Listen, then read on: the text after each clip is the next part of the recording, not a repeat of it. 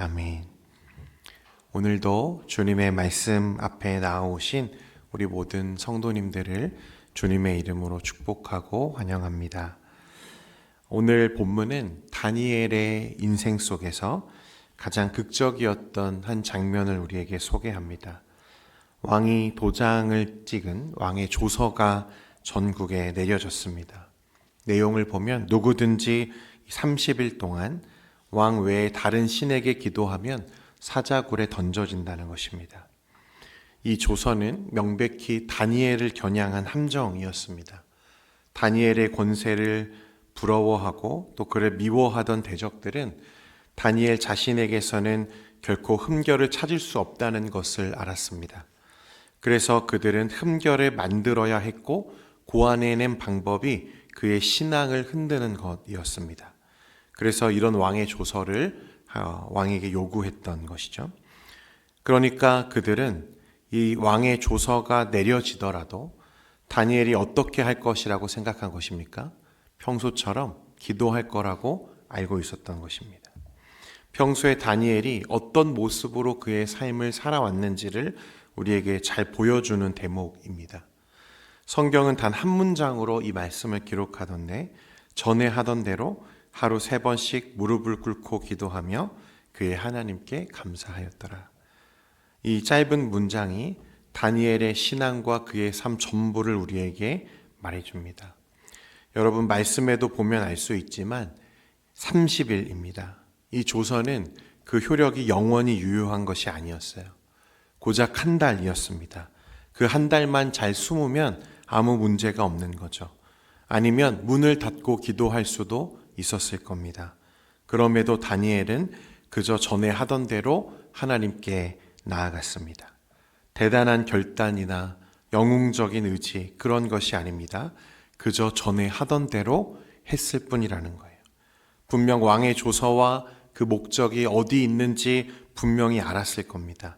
그런데 다니엘은 변함없이 전에 하던 대로 기도의 자리에 나아가 똑같은 루틴으로 하나님 앞에 엎드렸습니다.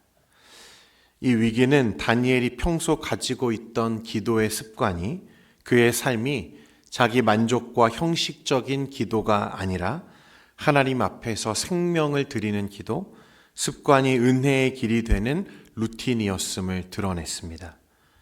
여러분, 말씀과 기도에 전념하는 것, 기도의 루틴을 만들어가는 것, 그것은 어떤 형식을 갖추어 가는 것이 아닙니다.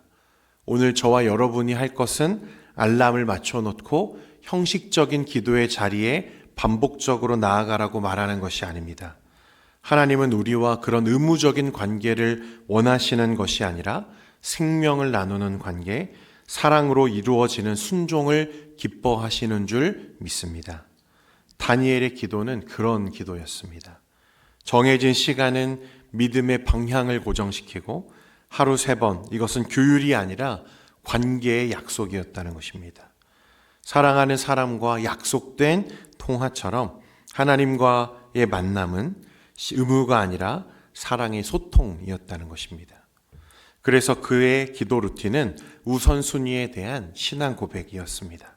그 어떤 것도 나의 하나님, 내 아버지보다 중요하지 않다. 그것이 내 생명이라도 예외는 아니다. 이것이 다니엘의 기도에 담겨 있던 신학이었습니다. 여러분, 우리 예수님도 다니엘과 똑같은 모습을 보여주시죠. 누가복음 5장 16절에 보면 예수님이 자주 한적한 곳에 물러가셔서 기도하셨다고 말씀합니다. 예수님의 공생의 사역은 정말 분주한 일상이었습니다. 바쁜 하루하루죠. 병자들은 계속해서 몰려들고 사람들은 밤낮을 가리지 않고 예수님을 찾아왔습니다. 그럼에도 주님은 늘 시간을 구별하셔서 하나님 아버지와 기도로 소통하시죠. 예수님은 무언가 결핍된 분이라서 무언가를 구하기 위해서 아버지께 기도한 게 아니었습니다. 예수님의 기도의 자리는 그가 맡은 사명, 그가 이 땅에 오신 목적이 하나님 아버지의 뜻과 일치되어지는 사명의 갱신과 같은 자리였습니다. 사람들은 어느 날 갑자기 예수님이 십자가 위에서 하나님 아버지의 뜻을 이루신 것으로 많이들 생각합니다. 여러분, 그건 전혀 잘못된 생각입니다.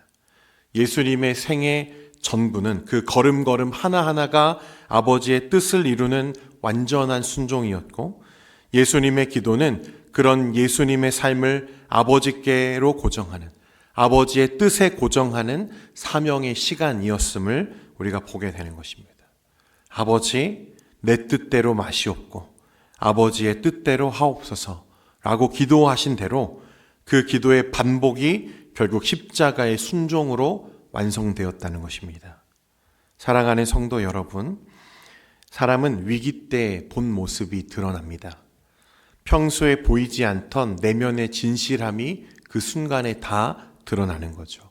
오늘 다니엘에게는 이 자리가 그런 자리였습니다. 그것이 진짜인지 아니면 형식적인 외식인지 위기가 찾아오면 다 보이는 것입니다. 평소의 형식과 외식이 아니라 진실함과 사랑으로 이어지는 기도의 자리를 루틴으로 세울 수 있어야 한다는 것입니다. 성도 여러분, 그래서 2026년 동현교회는 말씀과 기도입니다.